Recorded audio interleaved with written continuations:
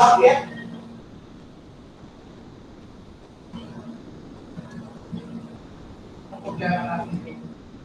students. Our topic for this day will be about traditional and contemporary arts. In this topic, we will be talking or we will be discussing as to how do researchers or how do specialists in terms of art differentiate when we say traditional and contemporary. Okay, the first thing that we have to understand is that the very beginning of the Philippine art started with what we call imitating what they've seen in the nature or society or in the environment. That's why it is categorized under traditional contem- uh, a traditional arts, or when we say more on a native type of art because of the idea of mimesis. When we say mimesis, uh, we are trying to imitate what they've seen or mimetic, parang ganun. And after the period of what we call traditional period, there comes now what we call contemporary art.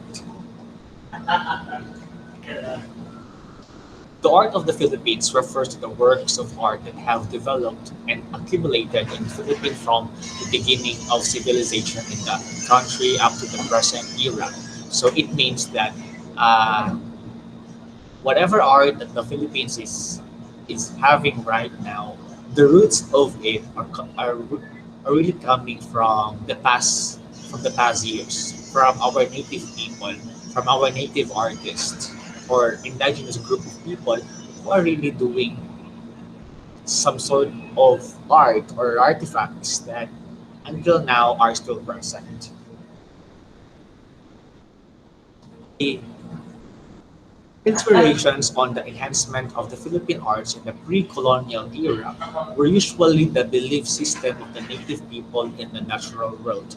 When we say pre-colonial era, it means that before we are colonized by the different countries, be it Spaniards, be it China, be it Japan. So ibig sabihin yung start talaga, ng Philippine civilization, like when the indigenous group of people pa yung una na nagstay sa Philippines. So therefore, most of their arts are inspired as to how they see it, and therefore most of their arts are inspired of what we call Philippine mythology. For example, yung mga ribulto. For example, yung mga aswang, yung mga barang, yung mga ganun. So, yung mga kulto-kulto. So, therefore, those are somehow the common ideas of the arts of our Filipinos before we are being colonized by other countries. And the next time, uh, colonialism shifted the inspiration of Philippine art towards the Western notion of art. It means that since the independence era, the inspirations of the Philippine art has shifted into more indigenous roots, notably through Philippine mythology, as what I said kanina, that before the Philippine art shifted into accepting a lot of Western type of art, like yung mga yung mga style nila Claude Monet, yung mga style nila Vincent Van Gogh, before we shifted into those, we already have our own art, and that is somehow the identity that we should be proud of, because in that way we will be identified as Filipinos because of our own unique cultures and artifacts. Philippine art reflects to its society and non-Filipinos the wide range of cultural influences on the country's culture and how these influence hold the country's arts. And we have also to accept that even though we have our own identity in terms of art, at this century, most of our arts right now are already being affected by a lot of aspects or cultures, be it in America, be it in Europe, be it in other countries in Asia. But the point is that we develop, the skills are also developed. So as the development in terms of being artistic, So that's why in the Philippines, in the Philippines, the art is being classified into two. We have traditional arts and we have the non-traditional arts, or we can say contemporary arts. So each each branch has its own categories and subcategories.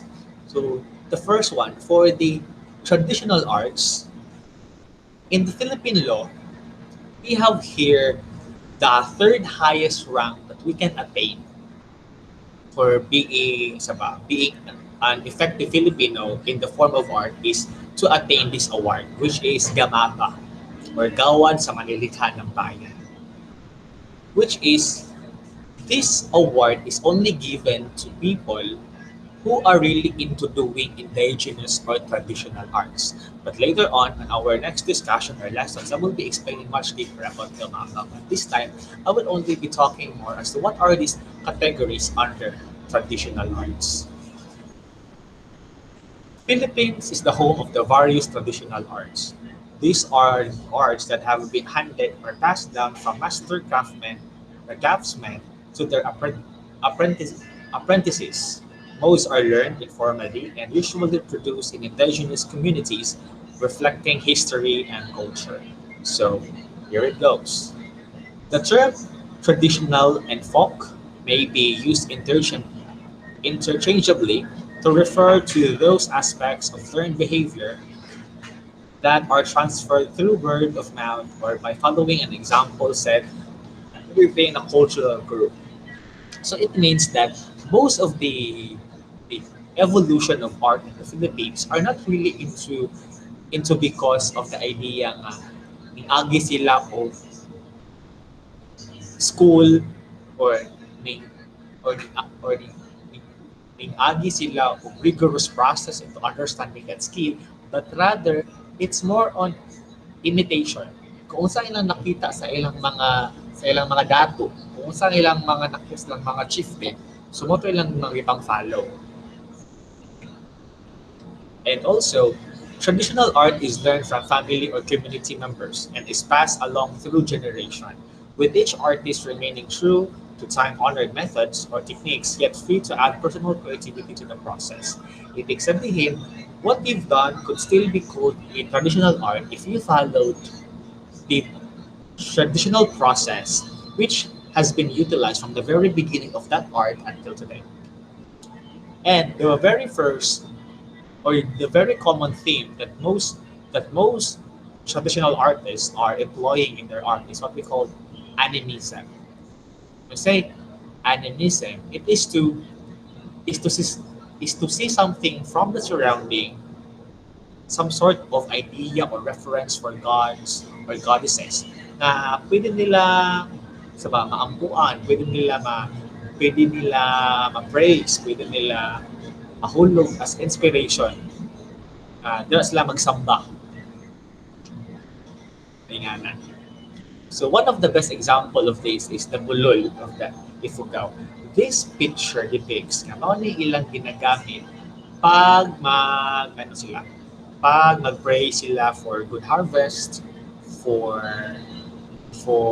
getting away with sickness or for wars. Now let's go to the major types of traditional arts. The first one is we have folk architecture.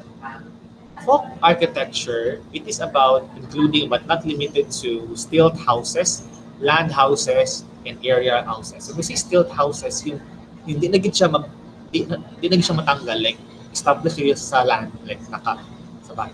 Para siya nahulog nga, dito na gid siya gibuhat sa land mismo. And when you say yung mga land houses, na possibility nga pwede siya matanggal yung mga bahay kubo, yung mga ilana. And we also have aerial houses, yung mga balay nila nga naa sa kahoy, kaya na nasa punuan, yung mga pinatarzan, yung pang primitibo dyan na style nga murag magpuyo sa taas sa kahoy, hindi sa magbuhat og bayan or balay. We also have a maritime transport. It could mean that boat houses, boat making, and maritime tradition. I'm not sure if you are familiar with yung mga sa itong mga barko o kanang mga bangka kung sa ano yung sa Zamboanga, to which nasa contest kapag kapuhay sila o kanang red flag or something nga kanang ginagamit niya pang kanang red flag lang ginagamit pang sail in the water or through the waters. Nga. Or it could be like pagapuhay or how they buhat ng mga bangka. We also have what we call the weaving. Weaving including but not limited to basket weaving, backstrap loom weaving, headgear weaving, fishnet weaving, and other forms of weaving. Like weaving could mean like yung paggawa ng mga damit, yung mga indigenous na ng mga damit. It could be yung pag-weave ng mga net para pang sa pangingisda. It could be weaving yung paggawa ng mga basket, yung mga indigenous basket na made of bamboos, di ba, na yung mga ingana. We also have carving. And carving, including but not limited to wood carving or folk non-clay sculpture, because sometimes carving could also or sculpturing could also be done in stones, di ba? We also have folk performing arts. We have including but not limited to dances, plays, and drama, like yung mga folk dances, di ba? I know you also have a lot of knowledge of mga tribal dances. Sometimes, why do indigenous people do these folk performing arts? Because this is their way of entertainment. This is their way of doing a tradition or maintaining their tradition. For example, uh, for a man to for a man to get the hand of his beloved or someone that he loves, tapos na siya ay murag katiki or murag rival po nga namayag po nato ang babae, it could be done or the judgment could be done kung sa kinabay sila through not just through money but it could be through art, like the the murag the dance for war, parang ganun. It could be kung sino yung pinakamagaling magsayaw or mag-perform. We also have the folk oral literature, including but not limited to epics, songs, and myth. For example, yung Biag nilang Ang, yung si Maria Lambu, yung mga story about yung mga wangwang, yung mga aswang that has been passed down or have been passed down from one generation to our generation until today. We also have folk graphic and plastic arts.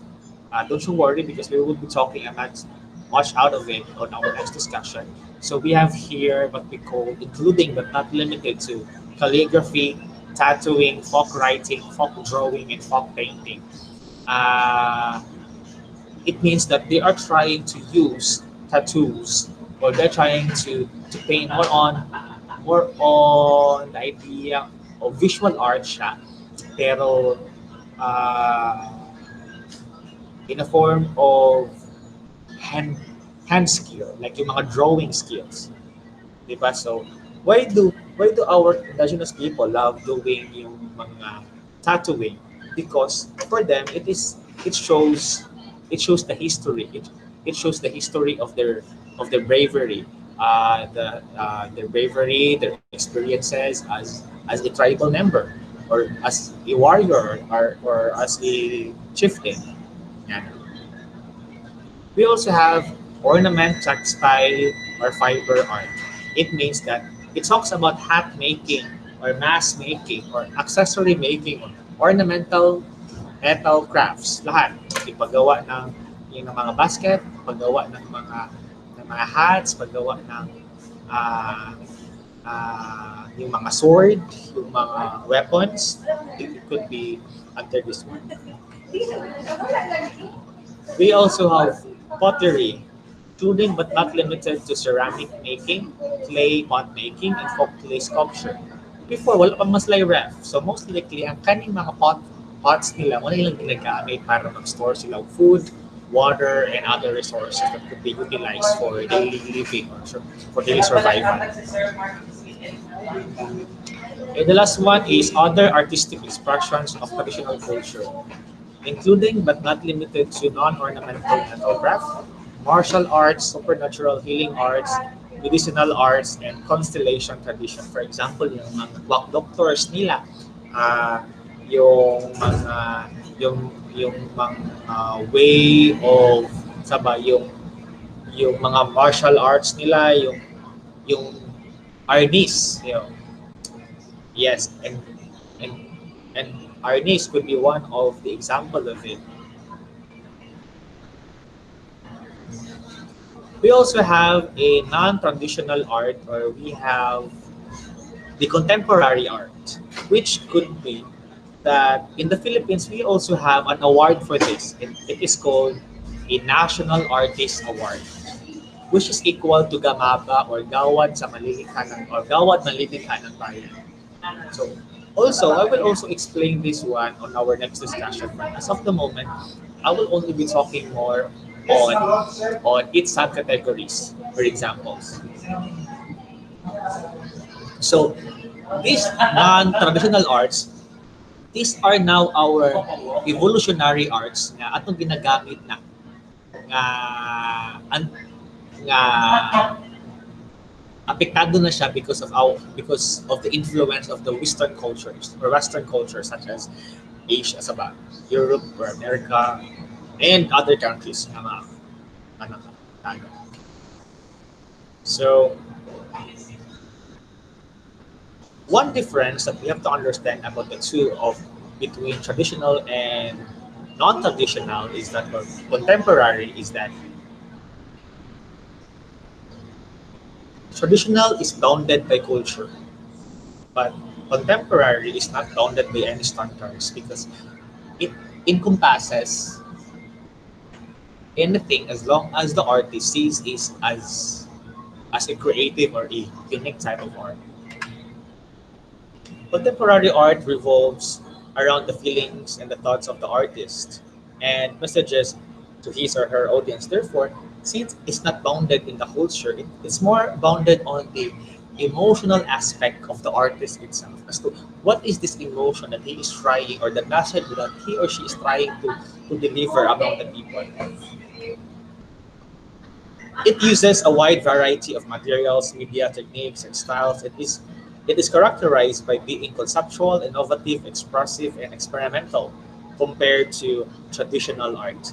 In addition, it allows the viewers to participate in the experience and urges them to validate their own belief. So therefore, in the world of contemporary art, artists have have the freedom to explore, have the freedom to experiment, have the freedom to try what they really wanted in terms on making an art because that's their way of testing or surpassing their limits or being creative or thinking beyond the box to doing an art. Okay, contemporary art in the Philippines emerged after World War II. Because after the World War II, parang dili na sila nag-start o ka-relax that perhaps everything will already be alright and it's time to move on from this very bloody past. And that's why modernism or the non-traditional arts came into emergence. So, nag-start ng tao, what of mga contemporary arts. It was the time that gave birth to the idea that less is more. In the time when artists adored the idea of purity and simplicity, a streamlined form of style was fundamental in creating something new at that time.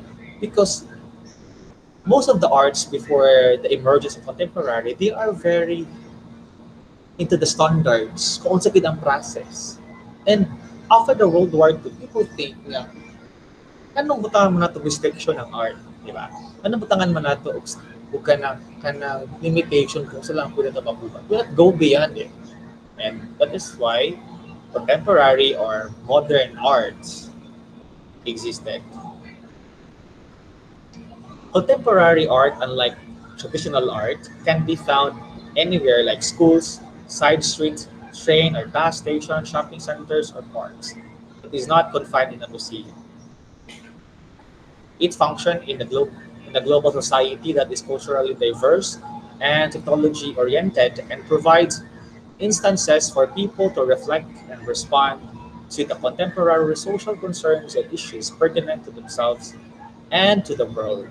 So, ibig sabihin po nito that contemporary artists or contemporary artists are into the verge of making something new, which stills carrying with them the idea of their own culture, the idea of the variety of culture, the idea also of the existence of new technologies that can also be utilized in order to create a more variety of outputs or arts.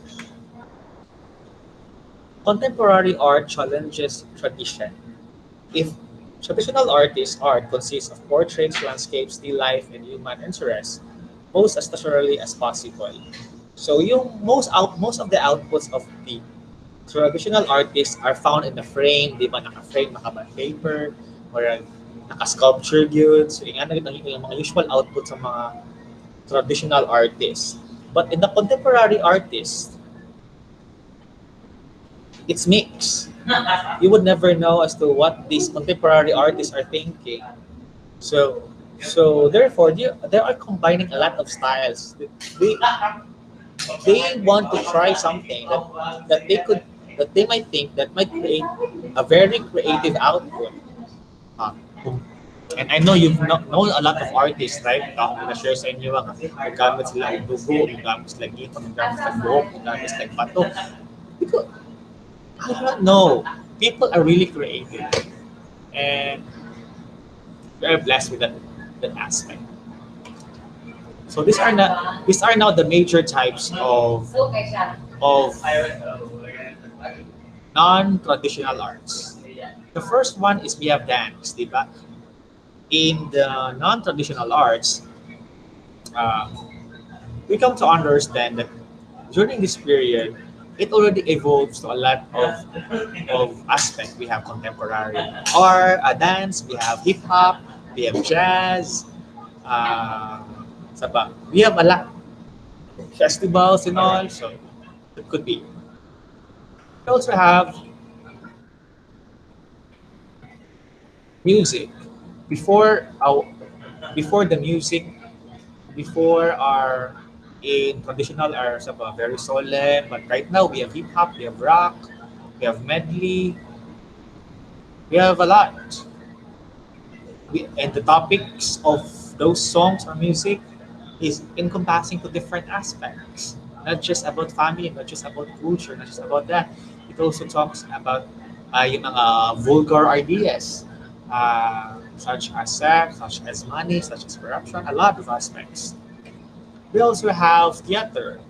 Theater, including but not limited to theatrical direction, theatrical performance, theatrical production design, theatrical light and sound design, and theatrical, theatrical playwriting. So, ingana. Diba? So, lahat ng aspect ng theater. Theater is fully packaged kind of art. Meron ng meron ng yung mga visual arts, meron ng mga acting skills, dancing skills, singing skills, all in one. And theater emerged in the new or in the contemporary period. We also have visual arts. Visual arts including but not limited to painting, non-folk sculpture or printmaking, photography, installation art, mixed media works, illustration, graphics, performance art, and imaging. So, lahat po ng mga visual art, when you say visual art, dili lang mo pasabot nga ka ng picture lang or painting. Sculpt, ay tanan nga pwede makita. Na visual art na siya. You appreciate. We also have literature. Literature including but not limited to poetry, fiction, essays, and literary or art criticism o yung mga lit crits natin.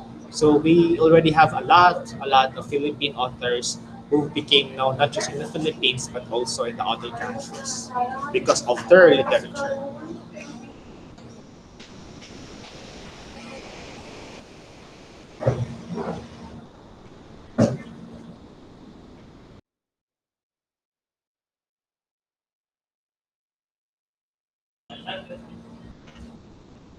We also have film and broadcast arts, including but not limited to film and broadcast direction, film, film and broadcast writing, film and broadcast production, design, film and broadcast cinematography, film and broadcast editing, film and broadcast animation, film and broadcast performance, and the film and broadcast new media.